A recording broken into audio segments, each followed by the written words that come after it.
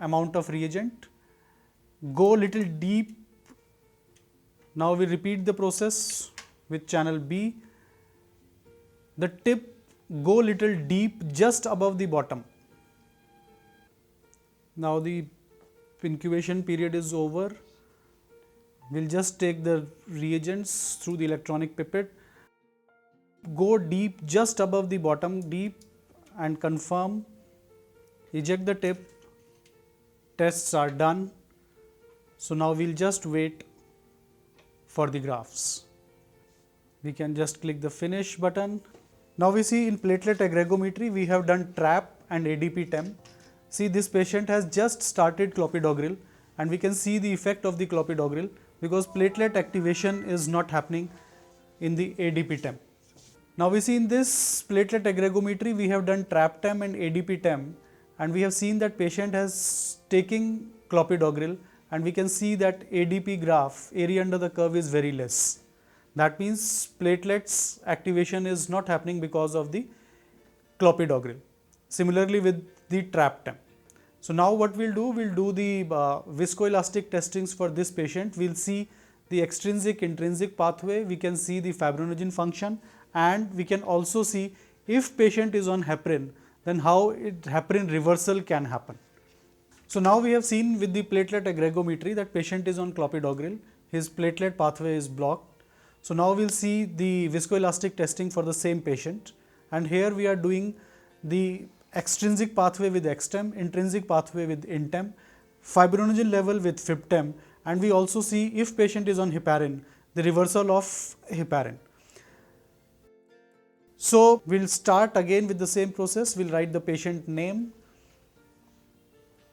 we'll copy to all. First we'll do the XTEM. So these all the 4 viscoelastic tests will give me the entire coagulation profile of the patient. So we'll do the XTEM, we'll highlight the XTEM, we'll fix the cups and pin on all the 4 channels. So this machine has 4 channels, channel 1, 2, 3, 4, as we can see. Now first we'll fix the cups and pin. There is a pin down there and first we'll just push the cup with the pin remains there and we'll fix the cup. So all the 4 channels will fix the cup and pin. See, these 4 channels can help me to do the testing for multiple patients also, because I can choose the test as per the requirement. It is not necessary to go for all the 4 channels for all the patients.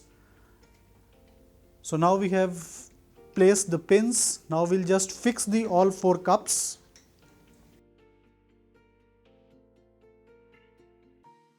Now we'll select the channel.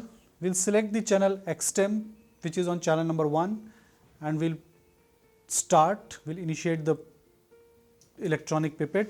So once we start the test, all the instructions will come on the screen. All the reagents are color coded. So we'll just follow the screen. So we'll start with XTEM now. Since we are using the citrated blood, so we are using StarTEM, which is a decalcifier, calcium chloride. We'll confirm in the electronic pipette, then we'll go for XTEM. So now we have taken the XTEM and StarTEM, confirm in the cup, eject the tip, take a fresh tip. Now take this gently mixed citrated blood sample.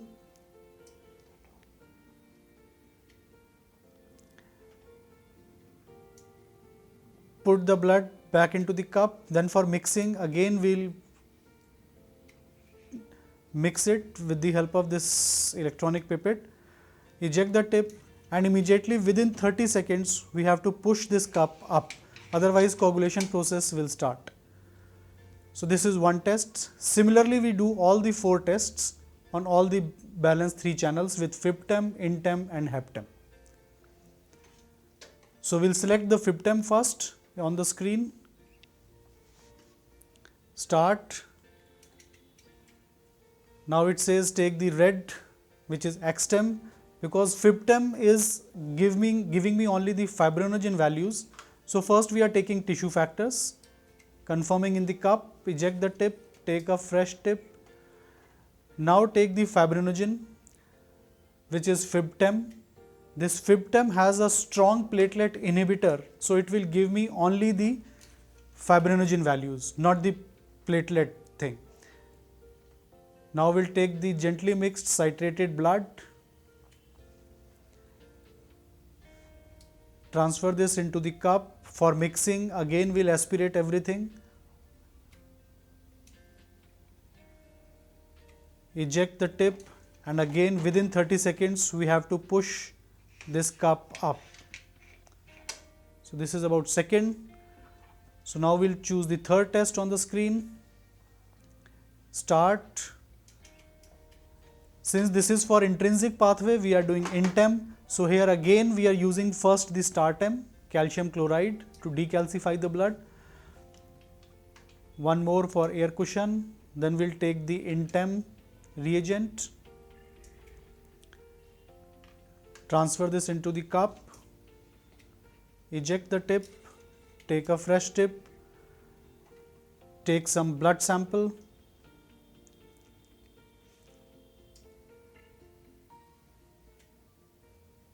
transfer this blood into the cup.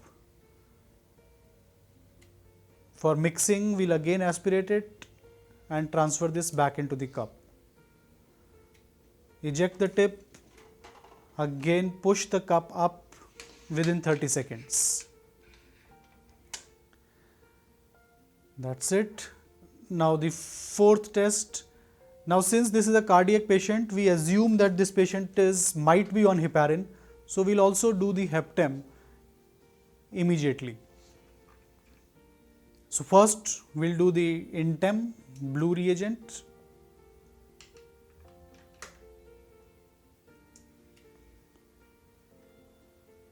Eject the tip, take a fresh tip, take HepTem, which is lyophilized heparinase, to see the heparin reversal. Transfer it into the cup, eject the tip, take a fresh tip. Now take citrated blood sample.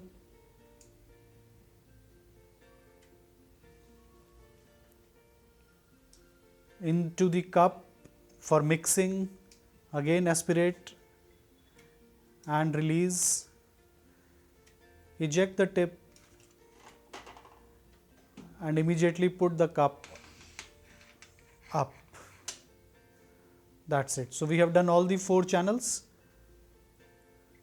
So now the moment we have finished all the 4 tests, we can easily see that the graphs have started coming. So we'll go to the multi-tem option so that we'll see all the 6 graphs.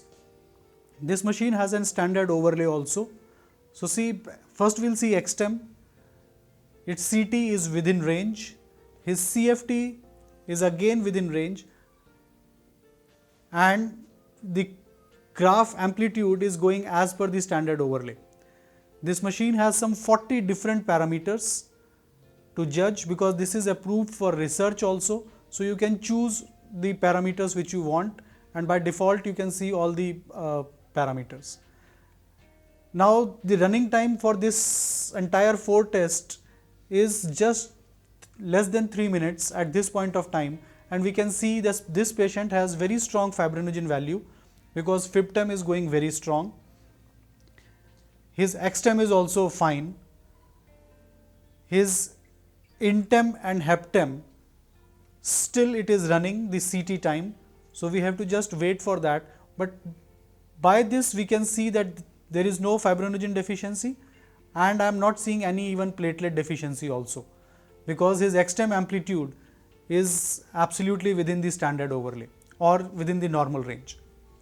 And since we have already seen that this patient has taken the clopidogrel, ADP graph area under the curve is very less, so that means that is blocking the platelet aggregation, but still other pathways are okay and his amplitudes are XTEM and FibTem are fine.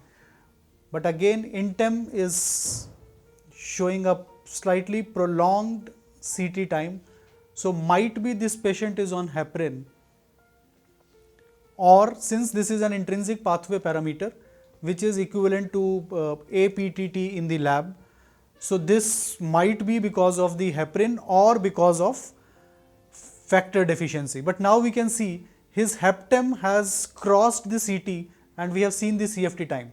So that means this patient is on heparin and we have to do the heparin reversal with the protamine dose. So this is the advantage of this machine. Within now 4 minutes and 20 seconds running time, we have evaluated that this patient has nice fibrinogen value, nice XTEM amplitude, is on heparin. We have to reverse the heparin effect while protamine dosing. Now see, with this machine we can also evaluate if patient has low fibrinogen value or he is bleeding because of fibrinogen deficiency, then in the FibTem value we have very less fibrinogen values. Virtually we have a flat line or very low fibrinogen value. Since XTEM is giving me the clear-cut picture of platelet and fibrinogen put together, and if patient is bleeding, we are getting a low amplitude in XTEM, this could be because of platelet or fibrinogen deficiency. To evaluate whether it is platelet or fibrinogen, we do the FibTem test. So it works on elimination method. If my FibTem fibrinogen are less, that means it's fibrinogen deficiency. If my fibrinogen are fine, that means it is platelet deficiency. So within 5 minutes, we can decide what to give to the patient